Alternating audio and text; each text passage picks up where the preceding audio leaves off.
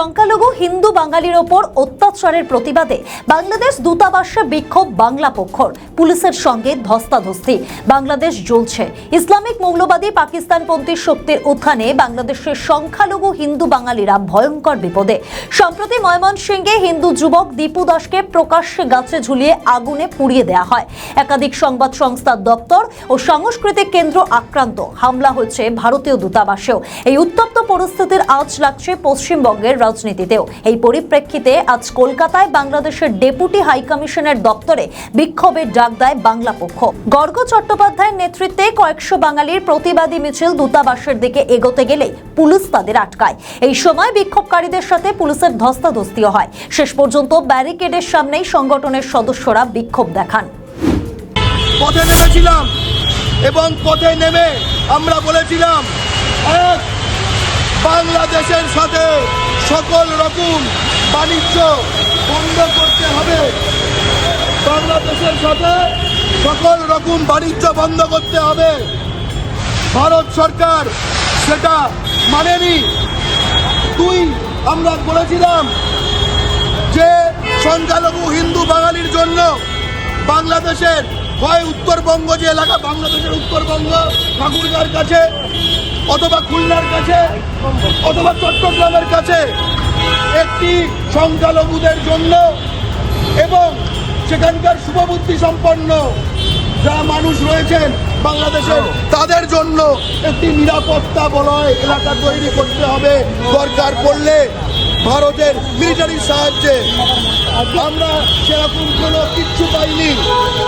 তৃতীয়, আমরা দাবি করেছিলাম যে বাংলাদেশে কোনো মাল পাঠানো যাবে না এই ভারতের কোনো বন্দর থেকে। আমরা দেখলাম সেটাও মানা হয়নি। আমরা দাবি করেছিলাম ভারত সরকার যেন ঘোষণা করে তিস্তা চুক্তি হবে না, স্পষ্ট ঘোষণা করে। লজ্জার কথা, ভারত সরকার তাতেও রাজি হয়নি। আমরা এটাও দাবি করেছিলাম যে পশ্চিমবঙ্গের যে 10,000 একর জমি এই মোদী সরকার বাংলাদেশকে দান করে দিয়েছিল, তা অবিলম্বে আবার ফেরত দিতে হবে। সেটাও ভারত সরকার ফেরত নেয়নি। আমরা দাবি করেছিলাম ইউনূস সরকারের পতনের পরে, ইউনূস সরকারের হাসিনা সরকার পতনের পরে ইউনূস সরকারের সময় আমাদের এই নদীয়ার 160 একর জমি এই ভারতের কেন্দ্রীয় সরকার বাংলাদেশকে দান করে দিয়েছে। এই সত্য সেটা অন্তত ফেরত দিন। ভারত সরকার সেটাও করেনি। আমরা আর কোথায় যাব আমরা জানি না। আমরা কি রাষ্ট্রসংঘের কাছে যাব? আমরা দেখলাম ভারত সরকার আমাদের মানুষই মনে করে না। ভারত সরকার হিন্দু বাঙালিকে মানুষ মনে করে না। তাই আজকে আমরা বাংলাদেশের ডেপুটি হাই কমিশনের সামনে প্রত্যক্ষভাবে আসতে বাধ্য হয়েছি এবং এই প্রত্যক্ষভাবে আসার মাধ্যমে আমরা সিগন্যাল দিতে চাই কেন্দ্রীয় সরকারকে যে আপনারা যদি আমাদের সাংবিধানিক এই অধিকার, এই দায়িত্ব রক্ষা না করেন, সংবিধানের এই দায়িত্ব আমরা নিজেরাই নিয়ে বাংলাদেশের সঙ্গে আমরা নিজেরা বোঝাপড়া করে তাদের এই ভয়ঙ্কর যে হিন্দু বাঙালি বিরোধী যে এই আগ্রাসন আমরাই বন্ধ করব।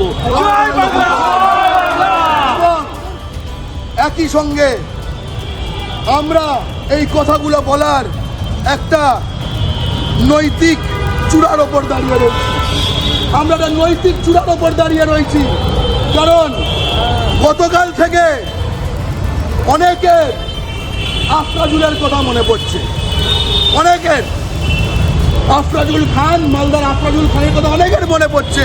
দেখলাম ছবি দিচ্ছে। কি ছবি দিচ্ছে? যে আফরাজুল খানকে রাজস্থানে এরকমভাবেই অন ক্যামেরা পুড়িয়ে মারা হয়েছিল আমাদের একজন বাঙালি ভাইকে, এই পশ্চিমবঙ্গের বাঙালি ভাইকে। আমি তাদের প্রশ্ন করতে চাই, যখন আফরাজুল খানকে পুড়িয়ে মারা হলো, আজকে ছবি দিচ্ছ, সেদিন তুমি পথে ছিলে না, আজকে তার ছবি ব্যবহার করছো। সেদিনও পথে একমাত্র প্রতিবাদ করেছিল বাংলা পক্ষ। সেদিনও পথে একমাত্র প্রতিবাদ করেছিল বাংলা পক্ষ, আজকেও একমাত্র প্রতিবাদ করছে বাংলা পক্ষ। আপনারা কি কালো পতাকা নিয়ে যাবেন আজকে বাংলা হাই কমিশনের দপ্তরে? কালো পতাকা নিয়ে এসছেন? আমরা ভারতের আইন সংবিধান মেনে চলি। আমরা কালো পতাকা নিয়ে এসছি এবং মাথায় রাখবেন, এই যে বার্তাটি দেওয়া হচ্ছে, আমি শিওর বাংলাদেশে যে ধর্মান্ধ মৌলবাদীরা তারা ভারতে তারা জানে, তাদের টিভিতেও দেখানো হয় যে বাংলাদেশে ধর্মান্ধ মৌলবাদীদের কোনো যদি আসল শত্রু পশ্চিমবঙ্গে ভারতের মাটিতে থেকে থাকে, সেই সংগঠনের নাম বাংলা পক্ষ। এই সিগন্যাল আমি শিওর ডেপুটি হাই কমিশনের ভেতরে বাংলাদেশে কাপুরুষগুলো এই লাইভ ডাইরেক্ট দেখছে এই মুহূর্তে, ডাইরেক্ট। এবং একটা কথা সকলে মাথায় রাখবেন, আজকে সেখানে ছায়ানট পোড়ানো হয়েছে, রবীন্দ্রনাথের ছবি, নজরুলের ছবি, লালনের ছবি পোড়ানো হয়েছে। এর বদলা হবে, এর বদলা হবে। এবং আর একটা হুঁশিয়ারি দিতে চাই, এই যখন বাংলাদেশে এই মৌলবাদীগুলো যখন সেখানে মুক্তিযুদ্ধের বিরুদ্ধে, প্রগতিশীল চিন্তার বিরুদ্ধে একখানা জঙ্গিবাদী আন্দোলন করে সরকার উৎখাত করছিল, আমাদের পশ্চিমবঙ্গে কিছু রাজাকারের সমর্থক নানা পতাকা নিয়ে তারা এখানে বিপ্লবী সাজছিল।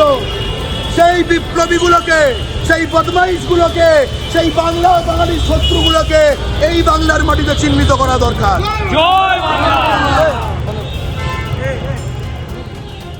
আমাদের ভিডিও ভালো লাগলে লাইক ও শেয়ার করুন, কমেন্ট সেকশনে আপনাদের মতামত জানান।